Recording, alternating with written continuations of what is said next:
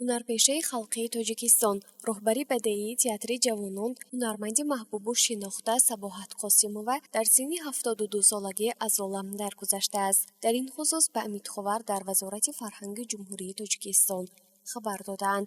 Сабоҳат Қосимова соли 1973 шӯъбаи актёрии донишкадаи ҳунарҳои зебои Тоҷикистонро хатм кардааст.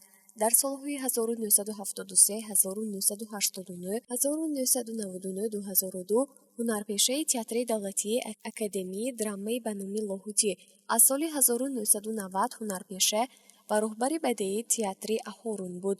беҳтарин нақшҳои офаридаи Сабоҳат Қосимова дар театри Лоҳутӣ ин Адиба, Ҳабиба, Шараф, Медлена ва ғайраҳо мебошанд.